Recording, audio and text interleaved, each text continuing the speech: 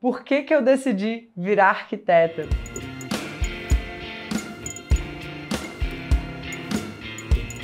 No vídeo de hoje eu vou te contar um pouco da minha história, um pouco mais dos bastidores.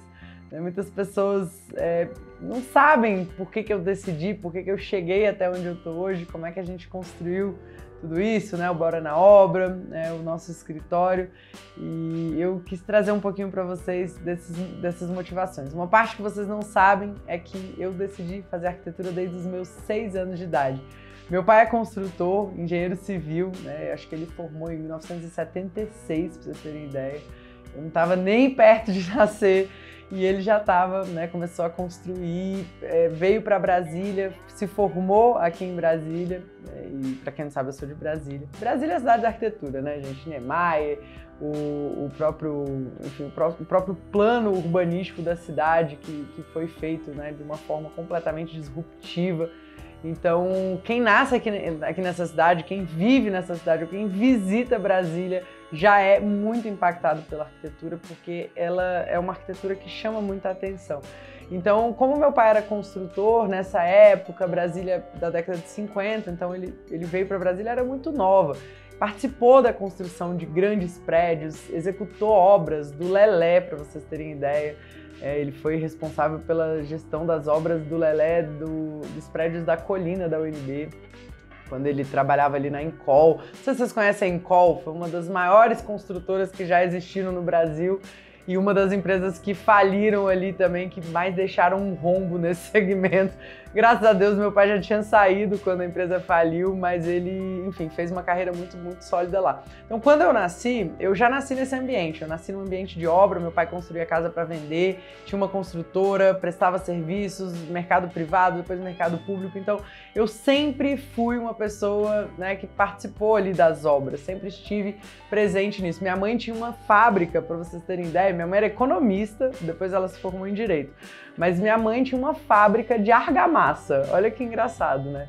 E eu participava disso tudo, eu via as coisas acontecendo, eu sempre fui muito inquieta, então minha mãe me levava para o trabalho, eu ficava com ela. Eu lembro que o meu primeiro emprego foi atender telefone com a minha mãe, eu ficava lá na fábrica pentelhando, mais do que fazendo coisa, né? Mas enfim, atendia muito telefone lá e via esse ambiente. Então, com 6 anos de idade, meus pais estavam construindo um prédio, eles fizeram uma incorporação, um negócio bem grande, e eu lembro que fui nessa obra e cheguei para os meus pais e falei assim: eu quero de presente de aniversário um andar desse prédio aqui. A pessoa não tem né, grandes expectativas nem um pouquinho. Baixa sua bola, né, pirralho?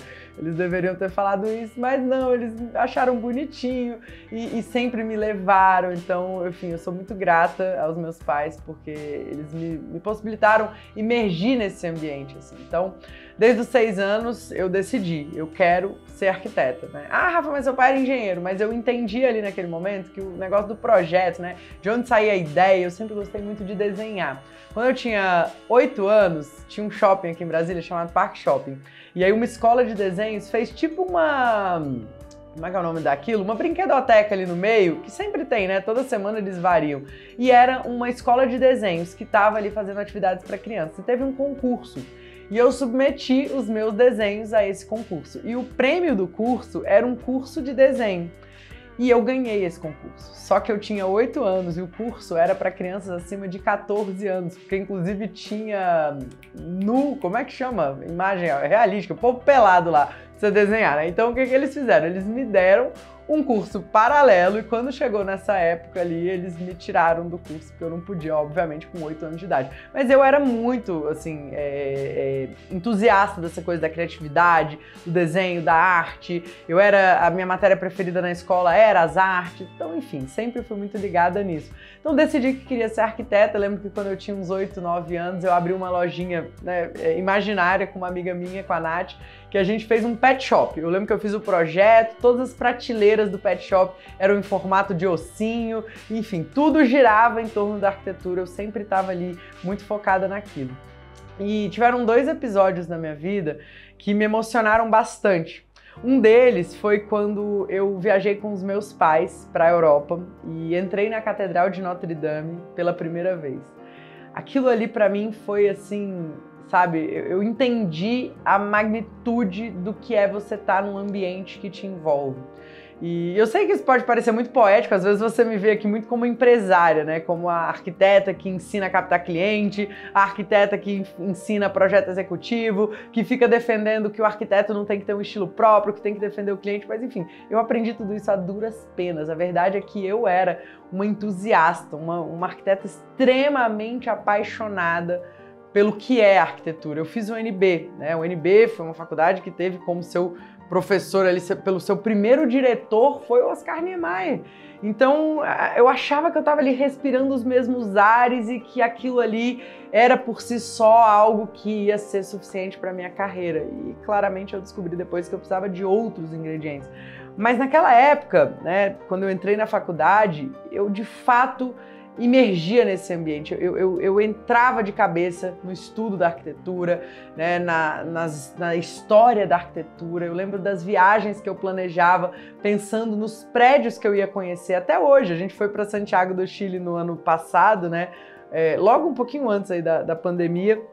E o meu roteiro, ele foi totalmente pautado em obras, né? Então, às vezes vocês não conhecem esse meu lado, mas eu, de fato, sou apaixonada por arquitetura. Sou uma pessoa que respira arquitetura, o meu hobby é arquitetura. Eu abro o meu navegador e a minha tela inicial abre lá, né, em sites, portais de obras de arquitetura. O Pinterest hoje é um dos lugares que eu mais despendo meu tempo e a minha energia quando eu não estou cuidando dos meus filhos, né? Mas, enfim, o meu tempo livre eu acabo navegando ali, vendo obras e tudo mais.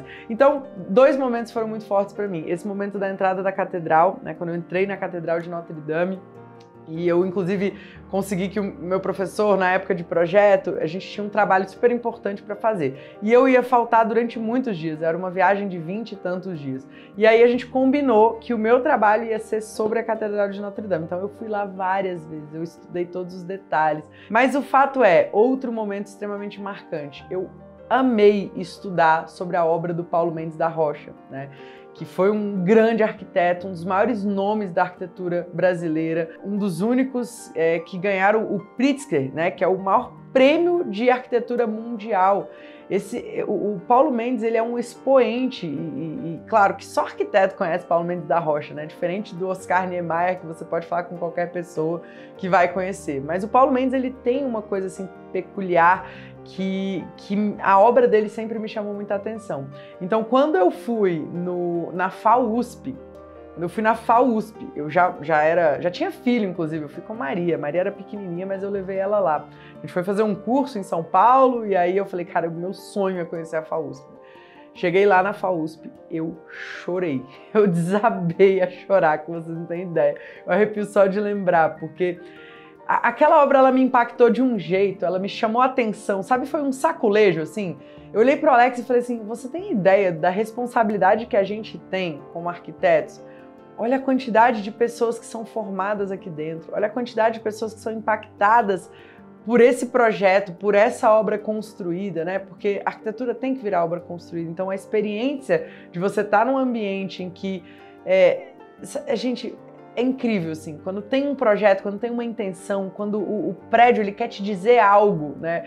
Ele não é simplesmente um projeto que resolve um problema, ele resolve um problema, mas existe uma poesia, existe algo por trás ali que encanta, que envolve. Então, aquele momento ali para mim foi um marco na minha trajetória. Eu me senti extremamente responsável, veio um senso, veio um peso de responsabilidade de alguém que fez um projeto, sei lá, 30 anos, 40 anos atrás, e aquilo ali estava impactando um ser humano que estava entrando naquele momento e que se sentiu emocionado com aquilo. Olha o poder que a arquitetura tem na vida das pessoas, né? E eu tive a oportunidade, eu sou muito grata, muito, gente, obrigada, Porto Belo, por ter me levado para esse ambiente. Eu estive no ano passado, no ano, inclusive, da morte do Paulo Mendes, né? Que, enfim, foi uma perda enorme pra gente.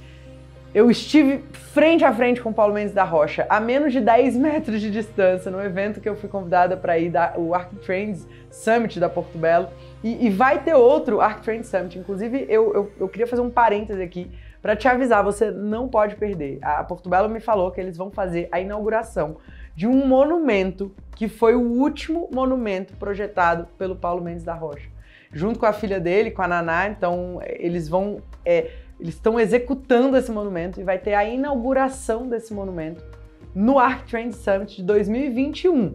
Então vai ser um evento online, por tudo isso que a gente está vivendo, né?